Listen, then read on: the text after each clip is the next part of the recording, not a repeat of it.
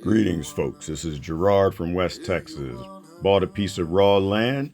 Come along on the voyage from living in a tent to building an automated ranch. That off-grid lifestyle, where it at? Get that freedom, y'all. One day heading in at sunset, I heard some yelping, and come to find out it was a puppy that fell in one of the watering buckets. So pulled her out, and she was whimpering, and we were coming into a cold night. She seemed pretty lethargic, so I realized she's gonna have to spend the night indoors. So I grabbed a towel and a Tupperware, stuck her in there, kind of dried her up best that I could, and she wasn't moving much, and I was a little concerned she wasn't gonna make it through the night.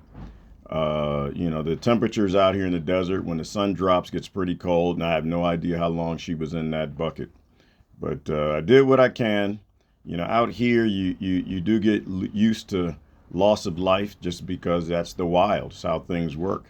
So it was a little sketchy getting through the night. She wasn't moving much, but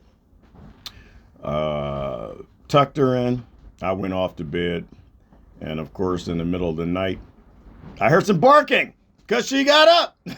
And she started jumping out the tote, making noises, barking, was happy, wagging her tail. And that's when I knew she was going to be all right, somewhere around 2 a.m. And that's when I realized I was not going to get any more sleep.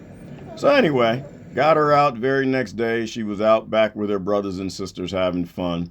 They followed me to the top of this hill here where I have my water tower. And Mom came up to the top of the tower too. I've noticed every time I go up there, the puppies like to follow me, and Mom comes along too, and she always positions herself right there, which is between her and what's on the top of this mountain, which is an eagle's nest.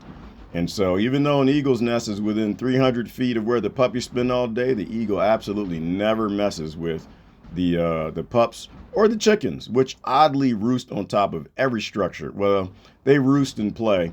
Some of them are smart enough to go in the coop, and this is why I'm worried about it, because there's a hawk right there that just was stalking the puppies. But another interesting thing, though, is I woke up one morning to a lot of blood everywhere, and I realized I thought for a moment one of the owls came in and grabbed a chicken, but instead what it was the cocks have begun to fight, which is probably part of the other reason why the eagles and the hawks stay away, because I have about 5 roosters around guarding the roost, and they'll sacrifice themselves to protect the chicks. And I believe the pups as well, because the day I found the hawk out there, would you believe the roosters were out there guarding? But this rooster's okay. A friend of mine said they like to, when they fight, they like to rip, I think it's the crest off of each other, and that's where I think a lot of this blood came from. But the puppies are now safe because of Mom and the dads and the roosters, and I got a chance to put on another section of hard roof on the greenhouse. I haven't done many videos because I've been replacing the roof because another storm came through and ripped that plastic up. But I got a new piece of plastic up. So nice and toasty warm. Well, listen, thanks for watching and subscribing. More videos on the way.